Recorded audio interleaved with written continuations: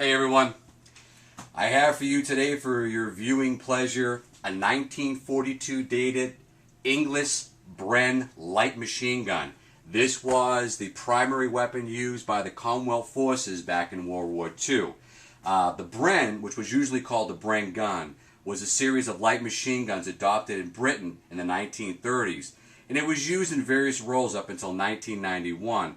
While this is best known as the British and the Commonwealth Forces' primary infantry light machine gun in World War II, it was also used during the Korean War. It saw service throughout the later half of the 20th century, including in the 1982 Falkland Wars. Hell, it even saw a battle in 1991, the Gulf Wars.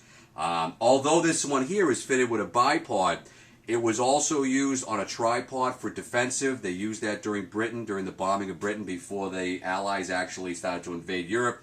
And also it could be vehicle mounted.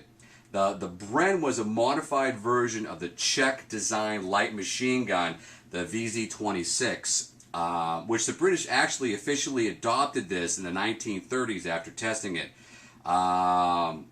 It had a very distinctive curved block magazine, which was gravity fed.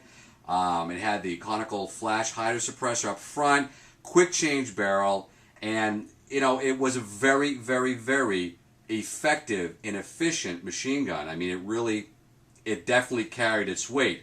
Later on, they changed calibers. They actually went to a 7.62 by 5.1 NATO round, it is an unbelievable gun.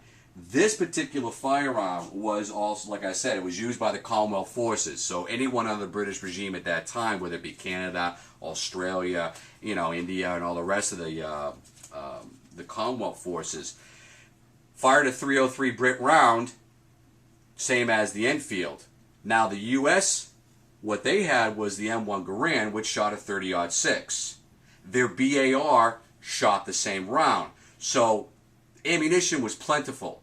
But the problem is when the two forces combined, it ran into a problem. Now, there are arguments, as you saw in the other video, that the BAR is a beautiful firing firearm. It does have its drawbacks. One of the drawbacks is it's a 20-round box magazine, where this is a gravity-fed 28-round magazine, which obviously gives you a little bit benefit. It's also gravity-fed, very similar to the Japanese Type 99 machine guns. What was also extremely beneficial for this particular firearm that was better than the BAR is the quick change barrels. Under a heavy fire fight, the number one BREN gunner had a number two BREN gunner with him. He carried a spare barrel bag. That spare barrel bag had everything in it needed to keep this gun up and running, included another spare barrel. And basically what would happen is this handle, which was not only for carrying, but what they would do is picture this barrel is smoking hot. All of a sudden they have to change it out. Barrel comes out, new barrel comes into play, as much as it wants to, locks down, it's good to go. The carry handle was beneficial if you're walking in the woods for changing the barrel without touching the barrel as it's steaming hot, but you could also unlock it. You could bring it down here, lock it into place as a groove on the side of the gas receiver part of the machine gun, and you could carry it and shoot it from the hip.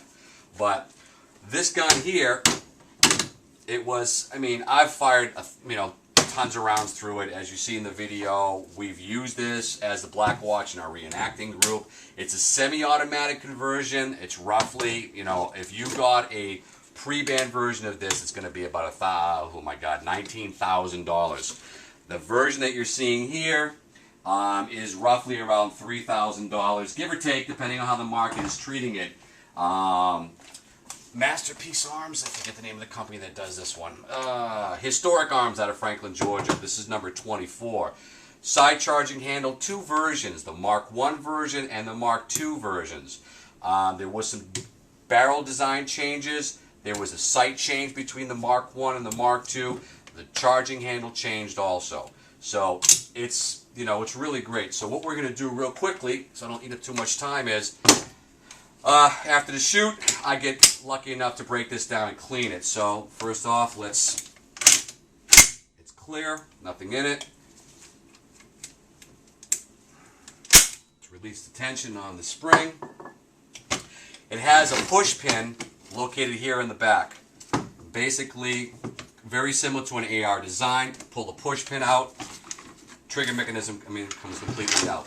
The trigger mechanism, recoil guide rod, recoil spring, trigger mechanism's complete. This has been modified. The original version would have extended all the way under the gas system, and that is the ones that are the full auto. This is a modified semi-automatic version. The selector switch has been modified.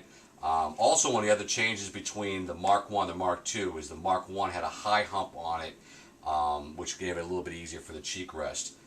This mounting piece right here is if you're going to mount it on a tripod. So, having pulled that out, this is the striker block. The striker block is exactly what it's meant to do. It strikes the firing pin, which causes the firearm to fire. What we're going to do now is I'm going to spin and take that tripod off, turn the gun upside down, and I'm going to pull out the gas piston and the bolt assembly. Now, as you can see, the way that the gas piston bolt assembly rocks is it rides on a railing system here.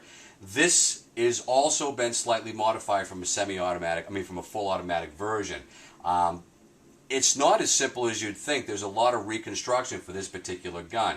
But the gas piston system here, we were shooting corrosive ammo through it just one day. You can see that the gas piston's starting to get a little corrosive. It's a very durable, very well built piece of equipment.